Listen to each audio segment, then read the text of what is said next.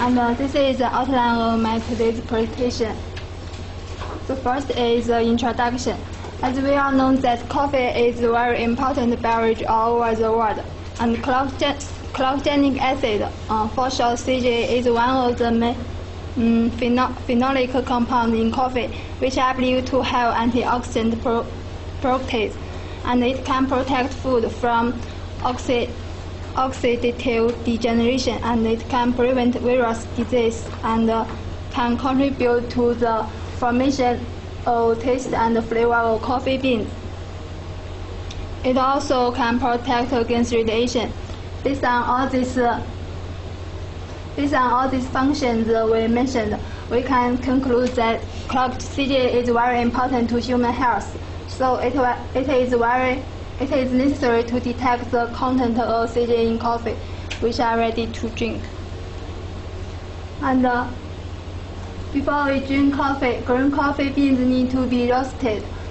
And CJ is easy to decompose at high temperature.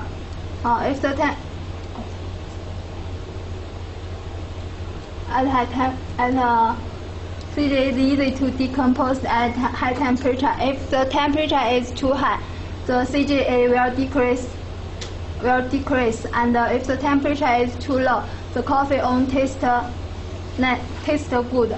So the objective of my research is to find a proper temperature for both high CJA remain and good coffee taste. After we drink coffee, there is coffee residue left, and according to other people, there is still a lot of CJ left in coffee ground, so it is also very important to detect the CJ in coffee ground. And next step, I will introduce the roast coffee bean. According to Specialty of Coffee Association of America, roast coffee can be divided into several degrees, and from the light degree to the dark degree according to the coffee color. But it is not a universal rule, because different countries have the different rulers, and different people have different personal taste. So, in my experiment, I want to find which condition is the best for people drinking. The best means it has high CJ content and have the good taste. High performance liquid chromatography, for short HPLC, is a common used method for detecting CJ in coffee. But HPLC is time consuming and complex sample preparation. So our research is use the spectrum to predict the CJ directly. In our lab, the spectral range is from the ultraviolet to the terahertz. Comparing to the HPLC method, spectral method is quick, simple sample preparation and easy to realize online detection. The theory why we use the spectrum to detect the CJ because the spectral absorption is related to the molecular motion. Different molecular have corresponding spectral absorption, so we can use the absorption spectrum to identify the substance which we need to detect. For example, for infrared spectral absorption, it is mostly related to the intramolecular force. For example, chemical bond vibration, just as the finger shows. The chemical bond vibration includes the chemical bond stretching vibration and the chemical bond bending vibration. And for terahertz spectral absorption is mostly related to the intermolecular force. It's a force between the different molecular.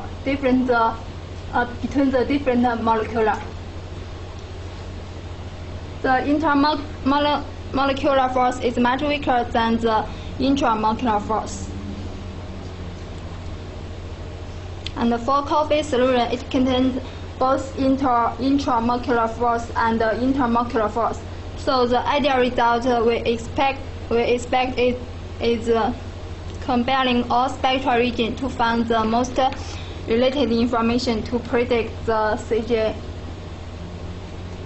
And this is the experiment device. This is the coffee roaster we use to get the different degrees of coffee. And this is the coffee grinder we use to grind coffee. And this is the HPLC system we use to get the reference value of CJ. And this is the spectrum device in our lab. This is all the device I use in my experiment. And sample preparation. After roasting and grinding, we will get the coffee powder. Then coffee powder was dissolved in the methanol and water mixture. The proportion of methanol and distilled water is 60 to 40. Then vibrating for 40 minutes, and the solution will be treated by filter paper, and we will get the filter liquids. The purpose of the extraction is used for future HPLC analysis. Then we will use the HPLC to get the reference value of CJ, and then use the device in our lab to get the spectra.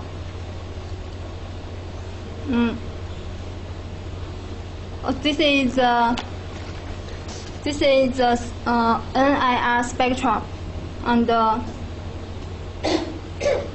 clock CJ has a significant absorption peak at 324 nanometers in the UV spectrum, and it is caused by the pi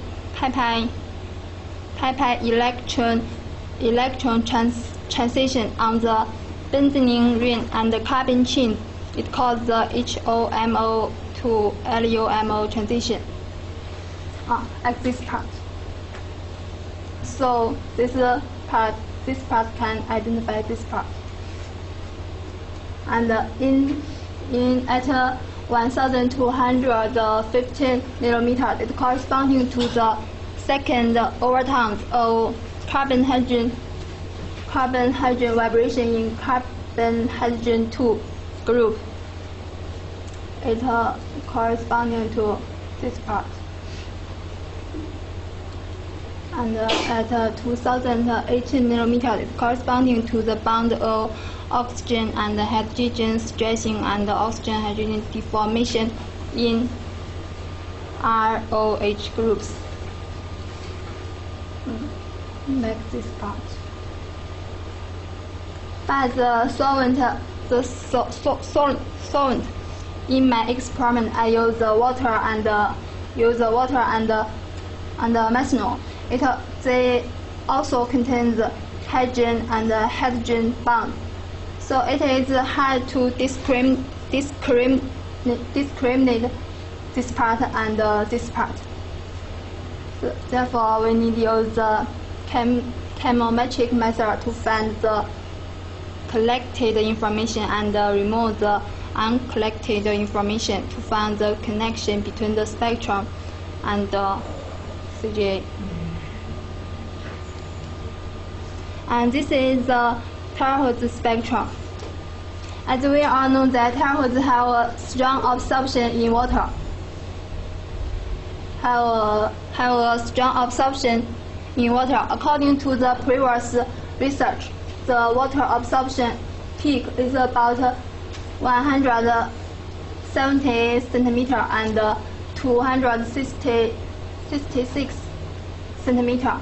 But in my experiment, I use the water and methanol, so the peak shift from there to there.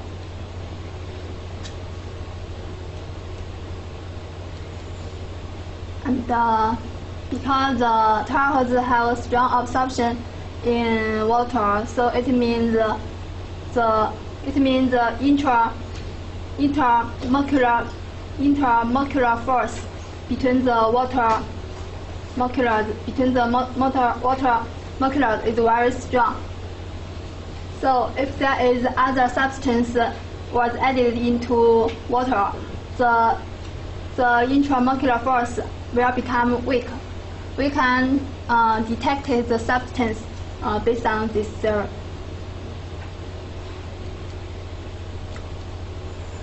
And this is the result of my previous research. And from the table you can see Tahoe's result is not very good. The reason maybe my previous research I didn't control the temperature, because the temperature is a very important factor in Tahoe's region. So my next plan, I want to control the temperature as a constant. And for MIR, NIR spectrum, I want to find the wavelengths which contribute most to the CGA prediction. And I will get different roast degrees of coffee and continue my experiment. That's all. Thank you.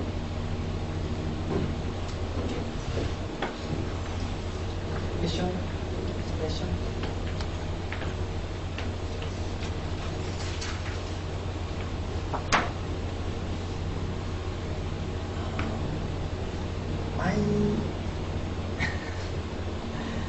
I asked to change the some graphs of some spectral absorbance, some such graphs. These numbers are very small, and it's important. Yes. This is not important. This is not important. Oh, that's the sample. You don't need this. Why don't you erase it? Oh, you don't need it. Which one? I can't. This is Sample 10, sample 11. Oh, number. Not you. But how do we distinguish this one? Sample. Oh, this is overlapped.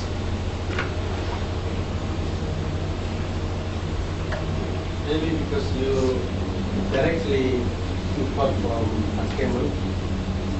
This is from Assemble. So I think it's better you transform to Excel, and so you can remove the sample name. So and then with X. Also no this October. No. What's the y-axis? What's this? You never can put because they are assembled. So you have to convert to Excel. First of all, you have to show me what's the x-axis, y-axis. Then, how many? I don't know how many. But it's not easy to understand. Then last time I told you same thing. You don't remember? Then when you create this one this time, you discuss with someone how to make this kind of to get a better graph. You just draw. She doesn't ask for me. Yeah, hopefully you improve. Time by time. So next time you should do that, please. Otherwise, not so big different. Last time I asked you to change to get a more better understanding. Please, next time. Any other?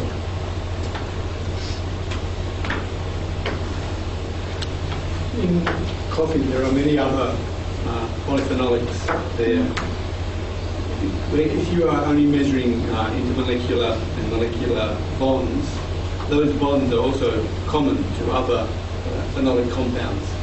How are you going to differentiate between chlorogenic acid and the other compounds in that matrix? I think it depends on the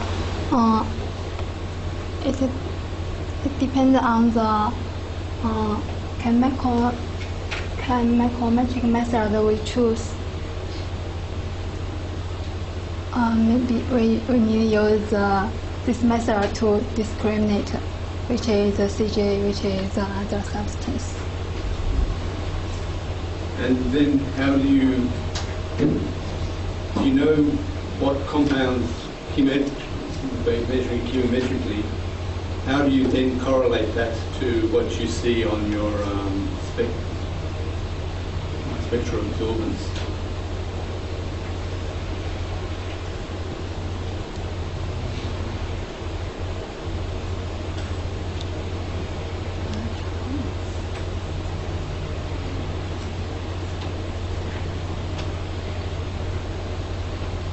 Sorry.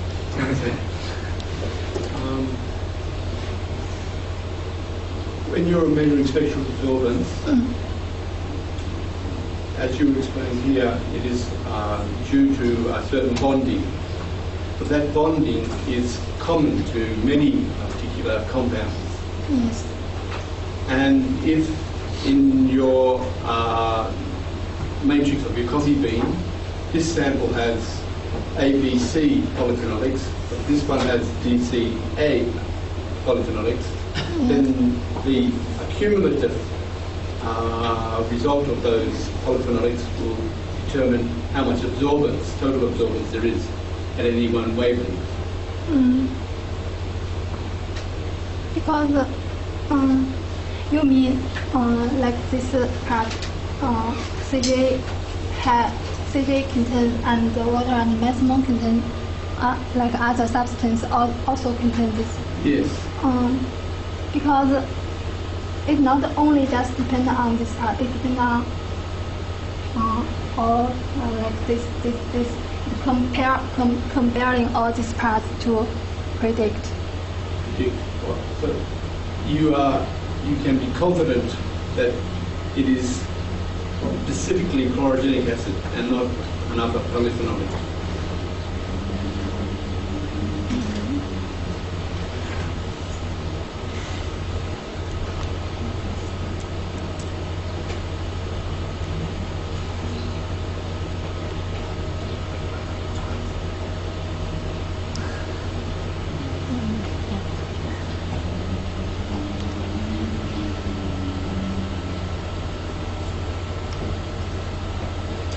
Okay.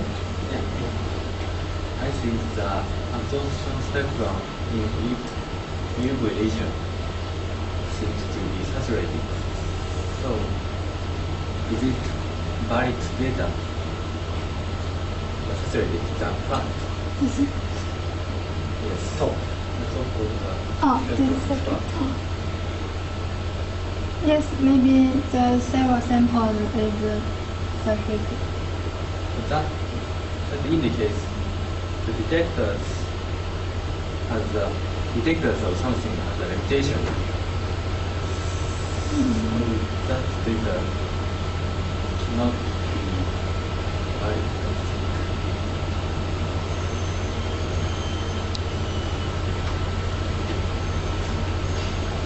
And I have the other question. Please go to the next slide.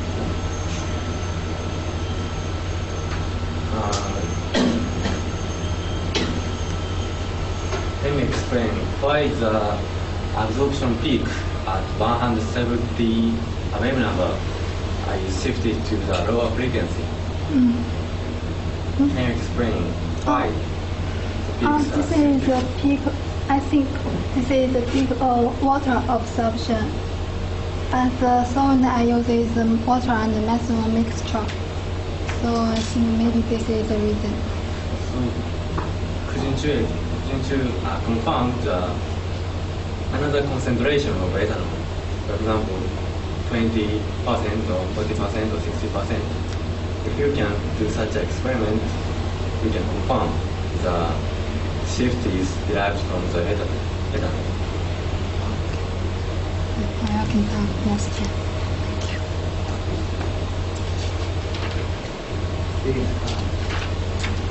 Number 10.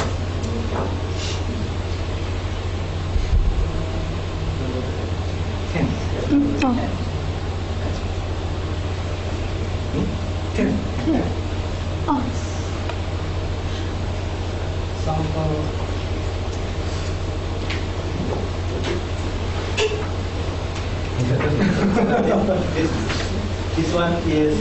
into this one? 17, sample number 17. Sample number 17. Is that correspond to the highest one? Yes. Oh, this one. Can you tell me the concentration of CGA in this? I can't tell you now. Maybe later. So maybe also it's better you show us the different concentration, for example, high, low, and middle level of CGA, and so we can understand the typical spectrum of different CGA concentration in the, for example, NIL spectrum. So as mentioned maybe by Siraga, that yes, and what about the sample number 17? Something problem. Maybe you also can check by using serometric, using PCA to see if something problem with number 17. So it will be very dangerous if you put such spectra in your model. And then you mentioned that you may be difficult to distinguish the contribution of CS or OH from your CGA and your water. Yes. So you use the reference is air or water? Air. The reference for this reference. What? Air. Yeah. So why don't you use water next time, just to see that if your water absorbent can be removed, because you use water as reference. So you want to show only CGA in your spectrum, the absorbent of CGA, because you use pure solution of CGA. So hopefully because in terahertz you may not can remove the water absorbent because it's very high, very absorptive. So until now, by using FTIR, we cannot remove. But I think using the system and you select maybe good cell, why don't you choose water as reference, and what happened with the spectrum? Okay, I will try next time. Thank you. Can you adjust the output level in the UV region? Oh, You can. I tried last time. The UV result. You mean the UV result? I think the UV result is better than the NIR result. No. UV region saturated. Share. Told us. Region. Saturated. But the level was Saturated. fully saturated. So can you adjust down? Is it possible? It's a little hard. You made to hard. It's easy to saturate. Yeah. But you have no way to. Is that true? Parameter the parameter you choose. You choose the parameter of Parameter. in our device. The device we have two detector, PMT and PBS. So you choose the detector, the parameter for the. You choose. We understand the parameter. I know parameter. So depend the parameter, yes, of course.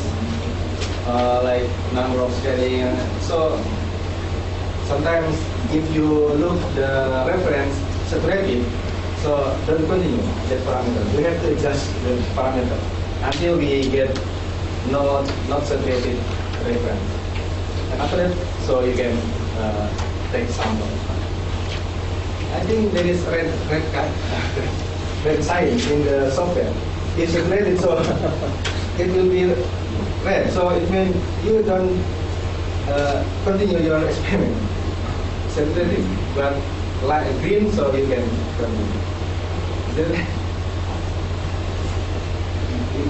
You can separate UV region and the other region. UV region is a higher absorbance. But this is a significant absorption peak. I know, but we are talking about more precise data acquisition.